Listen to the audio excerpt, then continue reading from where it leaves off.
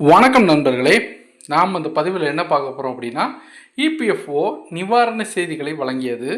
Claim settlement எளிதாக இருக்கும், ஓய்வூதியம் பெறுபவர்களுக்கும் நல்ல செய்தி அப்படிங்கிற தலைப்பு தான் நம்ம அந்த பதிவில் பார்க்க போகிறோம்.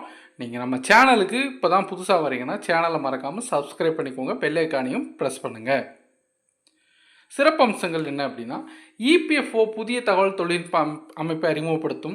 ஓய்வூதியம் பெறுவர்களுக்கு திட்டமிட்ட தேதியில் ஓய்வூதியம் கிடைக்கும். வேலை மாறலாம் உறுப்பினர் ஐடியை மாற்ற வேண்டிய அவசியம் இருக்காது. ஊழியர் வருங்கால வைப்பு நிதி அமைப்பின் உறுப்பினர்களுக்கு ஒரு நல்ல செய்தி உள்ளது. இப்போது பணியாளர்கள் கிளைம் செட்டில்மெண்ட் செய்வதில் எந்த பிரச்சனையும் சந்திக்க மாட்டார்கள். மத்திய தொழிலாளர் மற்றும் வேலைவாய்ப்பு அமைச்சகம் புதிய தகவல் தொழில்நுட்பத்தை அமைப்பை தொடங்க உள்ளது. அடுத்த 3 மாதங்களுக்குள் இபிஎஃப்ஓ புதிய தகவல் தொழில்நுட்ப அமைப்புக்கு மாற்றப்படும் என்று மத்திய தொழிலாளர் அமைச்சர் மன்சுக் மாண்டவியா தெரிவித்தார்.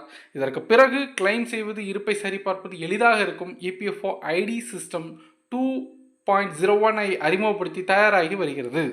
புதிய முறையில் எந்த உறுப்பினரும் பணி மாறினால் உறுப்பினர் அடையாளத்தை மாற்ற வேண்டிய அவசியம் இருக்காது. புதிய கணக்கு தொடக்க வேண்டிய அவசியம் இருக்காது. இபிஎஃப்ஓ இணையதளம் மூலம் நீங்கள் இருப்பு சரிபார்ப்பு, கிளைம் செட்டில்மெண்ட், நாமினி மற்றும் பிற வேலைகளை முடிக்க முடியும் என்பதை நாங்கள் உங்களுக்கு சொல்கிறோம். போர்ட்டலில் பிரச்சனைகளை எதிர்கொள்வதாக பலர் இபிஎஃப்ஓவுக்கு புகார் அளித்துள்ளனர்.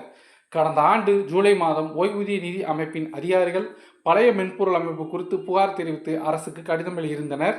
சிலர் இபிஎஃப்ஓ போர்ட்டலில் உள்நுழைவதிலும் கிளைம் செட்டில்மெண்டை சிக்கல்களை எதிர்கொண்டனர். போர்ட்டலில் அதிக சுமை இருப்பதாக பயனர்கள் நம்புகிறார்கள்.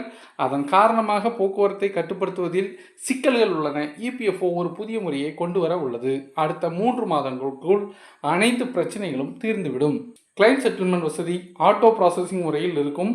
ஓய்வூதியம் பெறுபவர்களுக்கு ஒரு குறிப்பிட்ட நேரத்தில் மட்டுமே ஓய்வூதியம் கிடைக்கும். சமநிலையை சரிபார்க்கும் வசதி மிகவும் எளிதாகிவிடும். கணக்குகளை மாற்றுவதில் இருந்த பிரச்சனை முடிவுக்கு வரும்.